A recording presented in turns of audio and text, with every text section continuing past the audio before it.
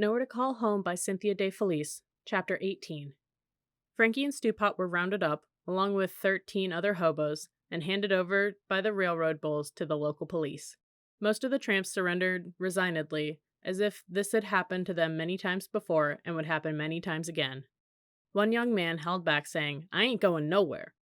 And when the police assured him that he was indeed going to jail, he snarled, "Try and make me." Before Frankie realized what was happening, the policeman's nightstick was in his hand, and the young man lay on the ground, stunned by a blow to the shoulder. Two of the other bows helped him up, and they began walking to the station house. One policeman led the procession, and the other brought up the rear, with Frankie and the rest of the hobos in between. Frankie could hardly believe what was happening. She walked with her head down, sick with shame at being arrested and taken to jail, and was glad that this was something her father would never know about.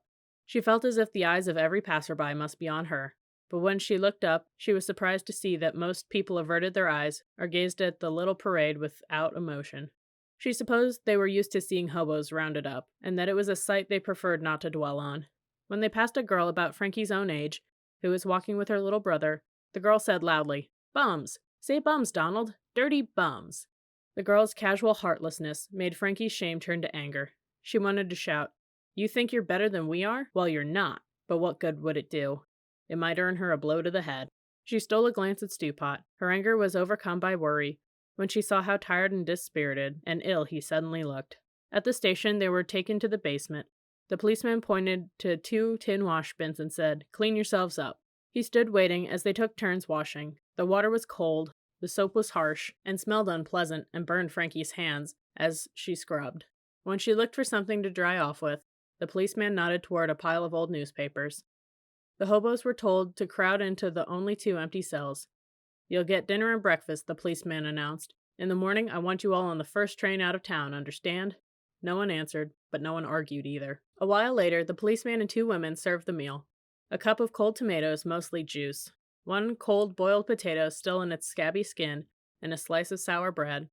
As they ate, Frankie noticed that the common criminals in the other jail cell were given large bowls of thick hot stew, fresh bread, mashed potatoes, a dish of prunes, coffee, and cake. She heard one of them bragging about his crimes, a string of robberies that ended when he was caught after assaulting an elderly shopkeeper.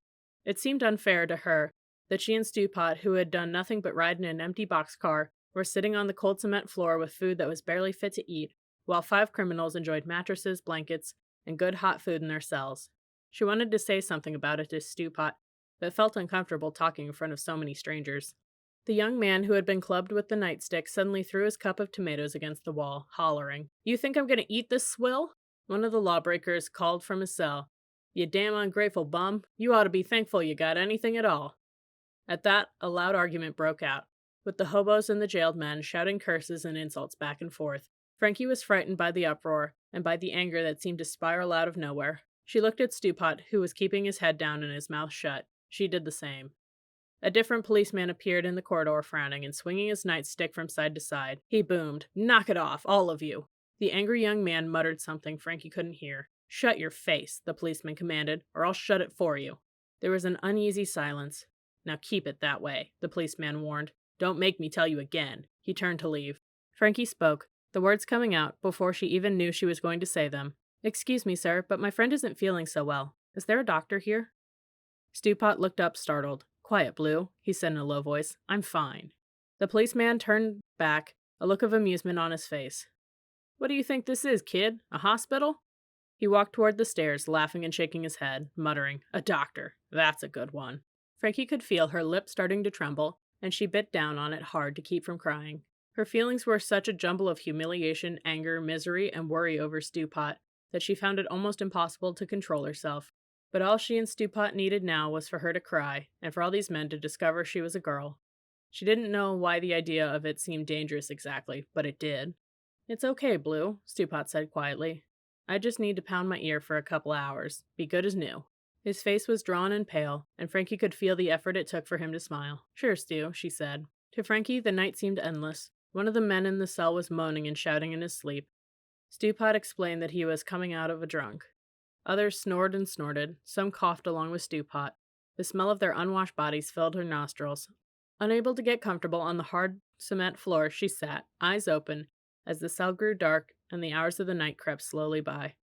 When the morning finally came, they were served a cup of watery cornmeal mush poured into last night's unwashed tin bowl and another slice of stale bread. Frankie was too downhearted to care that the criminals in their single cells were given eggs with bacon, toast, oatmeal, and coffee. After the hobos had eaten, they were escorted back to the railroad tracks, where they were told to hop the next train out of town and not come back. They weren't allowed to hit the street to get food for the journey, nor were they permitted to board a train in the yard. The policeman waited grim-faced to see that they did, in fact, jump on the train as it went by. This time, it was Frankie who climbed aboard first. Stewpot was too weak to make it alone, and she gave him a hand up. The car was full of crates, stacked one on top of the other. They scrambled to the top of the pile and sat panting in the dark. "It doesn't make sense," Frankie said. "First we get arrested for hopping a train, then they make us hop another just to get rid of us? Nobody cares what happens to Bose, Blue, as long as we keep moving to someplace else." He coughed and spat, then added, "At least this train's going in the right direction."